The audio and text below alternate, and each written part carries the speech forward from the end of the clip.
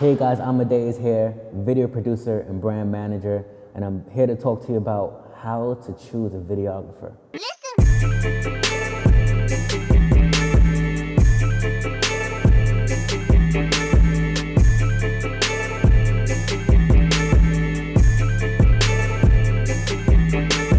Now, I'm a video producer. I do this for a living. So I have to deal with a lot of clients and just people asking me and inquiring about, doing video production for them. And I came across these very common questions, and that I'm just going to give it to you guys who are actually hiring out video producers. What are some things you should look for? Who should you hire? Who shouldn't you hire? And I'm just going to put it down into 5 categories. So let's go to number 1. First, when you're looking at hiring a video producer, you want to look at their camera equipment. Now, I'll get into this a little bit later, but let's talk about camera equipment first. So I obviously want to see, okay, what type of cameras they're filming on. Do they have tripods? Do they have multiple cameras, multiple lenses? Do they have microphones? And you want to see what camera equipment that they have. Now, someone might say, I hire out my camera equipment, meaning I rent them out, and that's fine.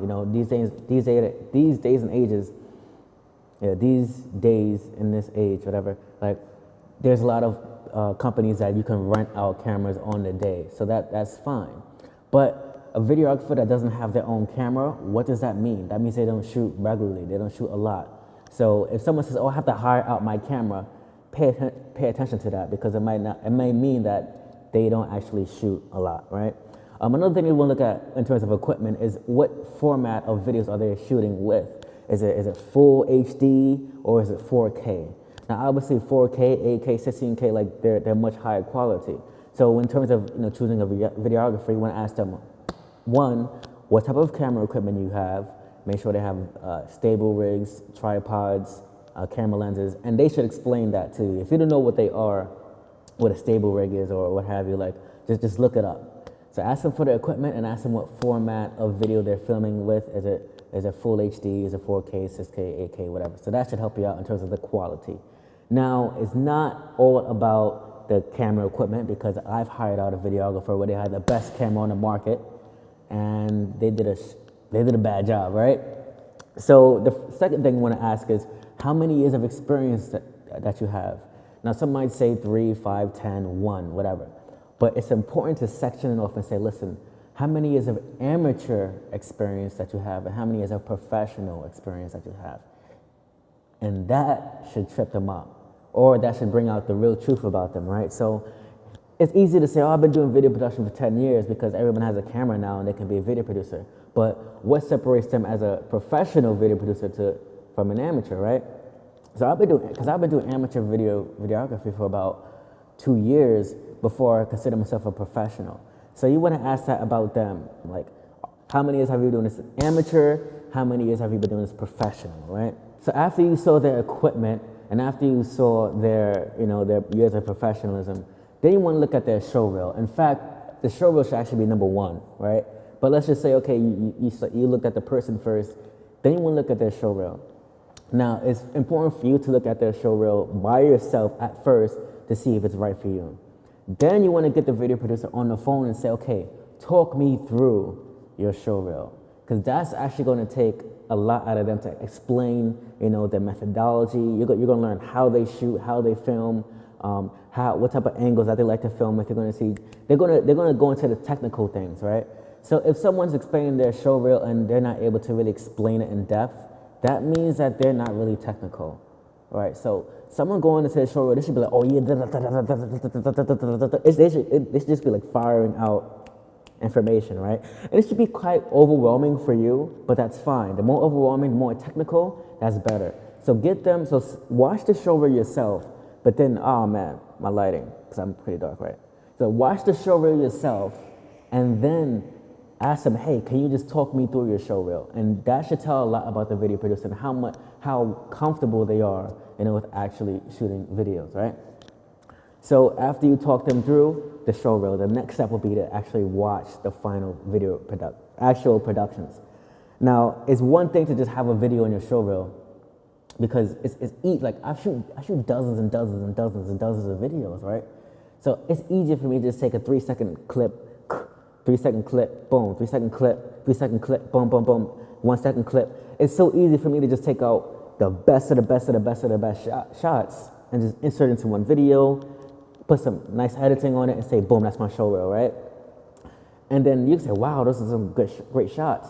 But then you want to go deep and you want to look at the final videos that they're producing, right?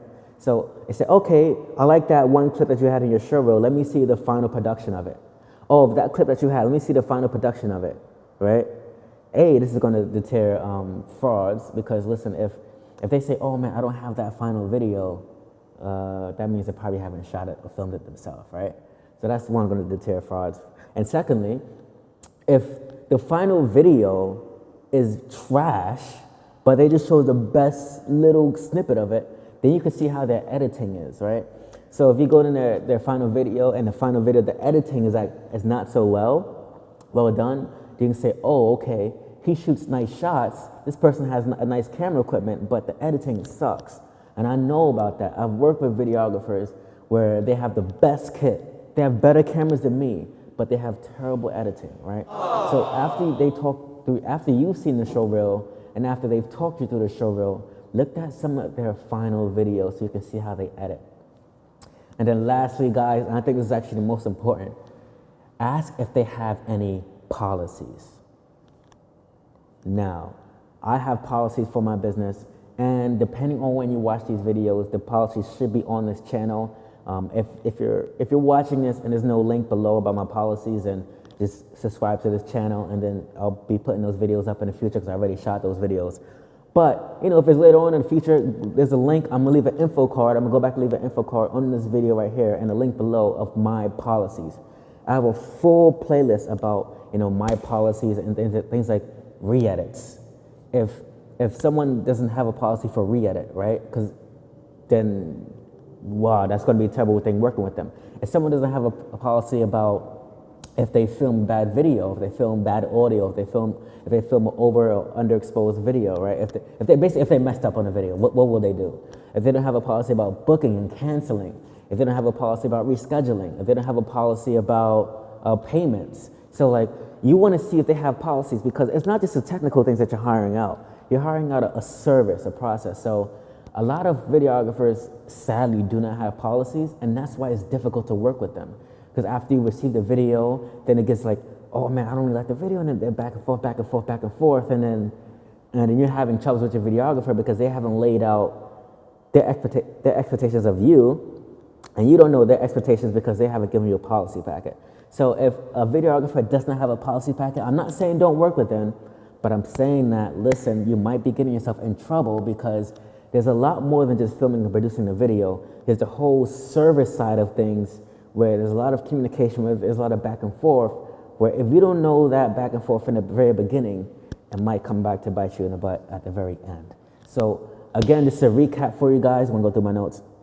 Yeah, so in order to choose a videographer, you want to first look at their equipment, see what types of equipment that they're filming with, drones, 4K video, tripods, microphones, lapels. You want to see the equipment that they're bringing into the shoot, because that's gonna determine their price, right? Secondly, the years of experience. Make sure you ask the question, okay, how many years of amateur experience, how many years of professional experience? You want to ask that question as well. Then you want to look at their show reel and have the videographer, you want to look at their show reel first, then have them talk you through your show reel so you can understand the technical bits and how they kind of think as a video producer. Lastly, after you've watched the show reel and they've explained it to you, you want to watch the final videos again. See, okay, just from the little clip that they have in the show reel to the actual full production, final production, you want to see that. And then lastly, you want to ask if they have policies. And again, not every videographer has policies.